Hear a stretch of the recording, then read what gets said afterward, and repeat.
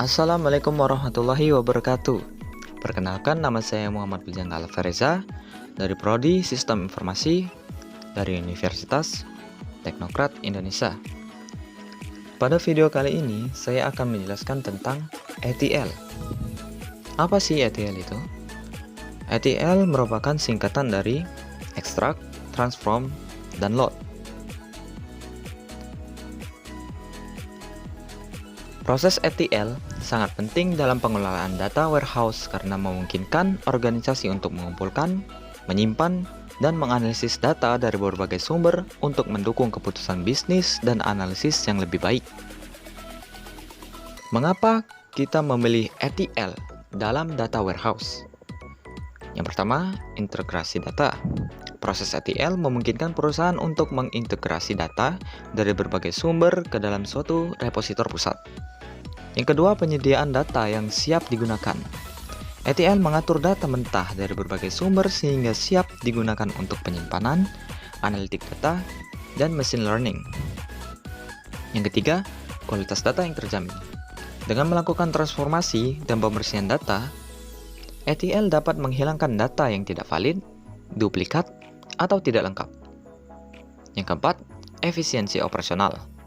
Dengan menggunakan ETL, perusahaan dapat mengotomatisasi proses pengumpulan, transformasi, dan pembaruan data. Kemudian kita lanjut. Extract. Berikut adalah tahapan-tahapan dalam extract. Yang pertama, identifikasi sumber data. Penentuan sumber, yaitu identifikasi sumber data yang akan diekstrak. Sumber data ini bisa berasal dari berbagai jenis, seperti basis data operasional, file teks, spreadsheet, data streaming, API, dan lainnya. Pemahaman struktur data, yaitu memahami struktur dan format data yang ada di sumber. Ini mencakup identifikasi tabel, kolom, tipe data, kunci utama atau primary key, dan aturan lain yang mengatur data. Yang kedua, ekstraksi data.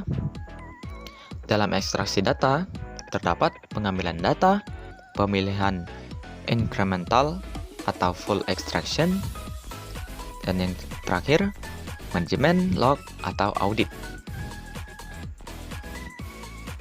Yang ketiga, transportasi data.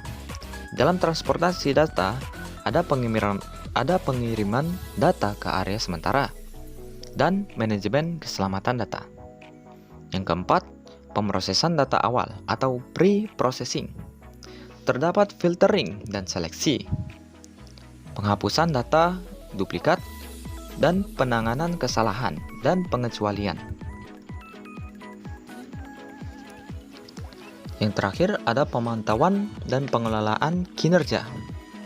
Terdapat pemantauan kinerja ekstraksi dan optimasi ekstraksi. Berikut adalah gambar atau contoh dari ekstrak.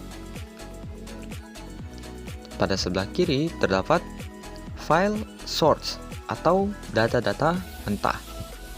Data-data ini akan disalurkan ke dalam sebuah tahapan yang nantinya akan dilanjutkan untuk tahapan transformasi atau transform, yaitu data staging area.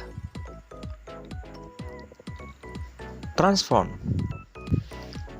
Proses transform dalam ETL adalah tahap di mana data yang telah diekstrak dari sumber eksternal diproses dan dimodifikasi agar sesuai dengan kebutuhan dan struktur yang diinginkan dalam data warehouse. Kemudian adalah tahapan-tahapan dalam transform. Yang pertama, penyatuan data.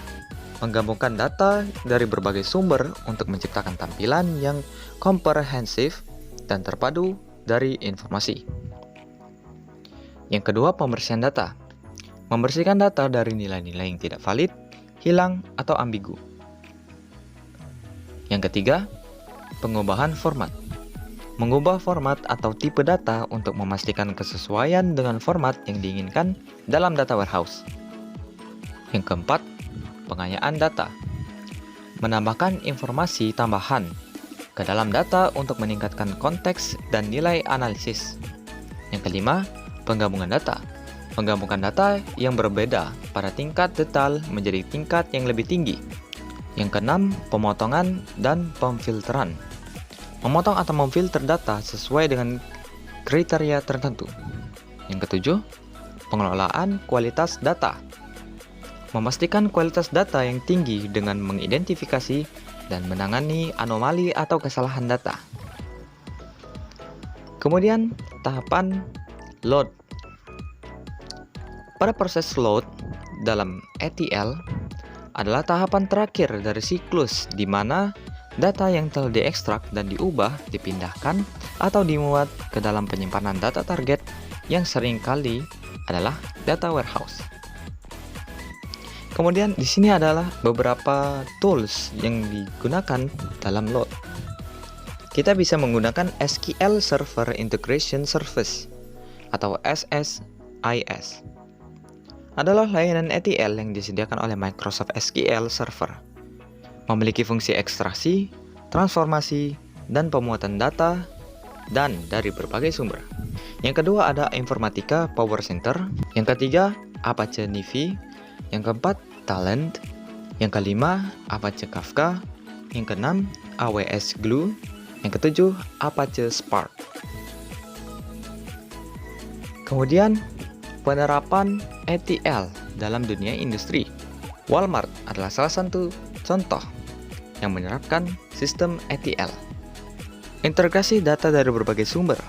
Walmart memiliki berbagai sumber data termasuk data penjualan di toko fisik, penjualan online, dan logistik rantai pasokan, dan informasi lainnya.